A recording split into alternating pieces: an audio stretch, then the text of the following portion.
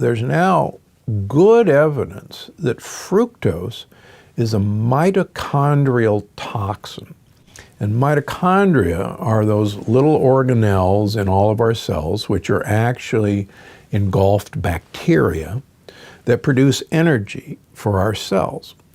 And the last thing we want to do is poison our mitochondria with fructose. And one of the reasons we are getting sicker and sicker and sicker in this country and fatter is our year-round availability of fruit and our year-round availability of fructose in the form of high fructose corn syrup in almost all of our food products.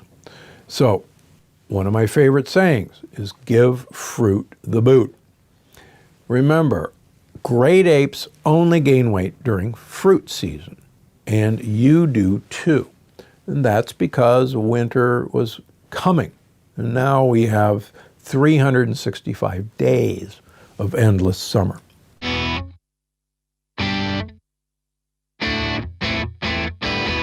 Hang on. So I can eat fat and still lose weight? Absolutely. You should be eating fat at every meal. More specifically, you should be eating olive oil, MCT oil, or avocado oil at every meal. And no, eating fat won't make you fat. As a matter of fact, there's evidence that healthy fats found in olive oil could actually support weight loss. So go ahead, drizzle that oil onto your salad, eat that avocado. If you're sticking to foods that are approved on the Plant Paradox plan, you'll be fine. How did you go from a 300-pound college student to the world's most famous biohacker? After my second knee surgery before I was 23, I said, never again. I'm going to lose this weight, even if it kills me.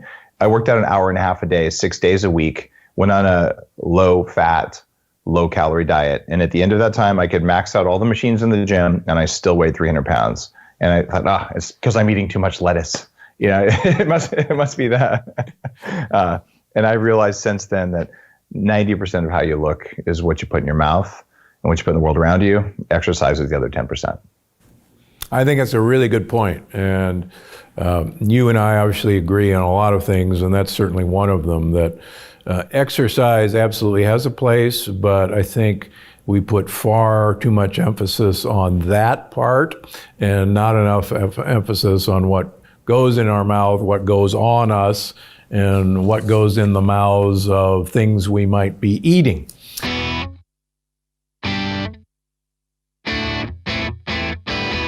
We know, from the Biggest Loser that intense exercise does not result in long-term weight loss, unfortunately. Unfortunately. Although, It's interesting, not to kind of veer off, but years ago I was involved in this tracking of people who had successful long-term weight loss. And one of the conclusions of that study was that you do not need to exercise to lose weight. Number one, and that's been proven by hibernating bears, as I like to remind my patients. If you don't eat, you will lose weight. But what was interesting is most people who were successful at long-term weight loss had an exercise program that they enjoyed. So kind of take it from there. Let's talk about, intense exercise to lose weight versus an exercise program that you like. What's your thought on all this? Well, I think you said it right there. The key word in all of it is enjoyment. And the enjoyment piece of it is not, in my opinion, just for sustainability, but anytime, in my opinion, that you are fighting yourself and that you are forcing yourself to do something that you really don't enjoy, something happens psychologically, emotionally, and I believe physically that impacts your progress. There's a whole array of other types of physical activity that if you can find joy in it, if you find it fulfilling, if it releases endorphins and positive stress hormones, And then now we're on a different path, and it's not only sustainable, but it brings you joy in your life. It reduces your cortisol levels. The impact of it is less this calorie in, calorie out equation, and more from a holistic, broader sense of what it brings to your life. So you and I have been, down these roads of weight loss. What do you tell people who think this is just too hard to do? Be patient. It feels really hard if you think of it as this one big thing you have to do all at once. If you think, I have these little tiny micro goals, it's not so bad. Because then a setback is just a tiny setback, not the end of the world. And you get to check a lot of things off your to-do list rather than one big thing that you feel like is never going to happen. The other thing that was interesting to me, and I've taught all my patients through the years, many times there are these almost psychological stop points. For me, 200 pounds was this amazing barrier. And I see it with a lot of my patients. They get to 200 pounds, they get down to 198, and then all of a sudden they're up at 204. And they go, what the heck? And they'll go again. It took me probably, a couple of months to get off 200. My next barrier was 180. And the same thing is like, what do I have to do? And looking back, these are actually places to take a pause and say, okay, let's not sweat it. I'm going to tread water. Turns out we have set points in our body that says, oh, you're starving to death, and I'm going to do everything I can do to stop you from starving. And did you ever have that happen to you? I definitely did. And one of the biggest things I did for myself was go, you know what, it's fine. You've come this far, it's already remarkable. Give it a minute. I actually would let myself eat a little more. And sometimes I found that just upping the calories I took in a day would re-jumpstart it. It was like me giving my body permission to keep going.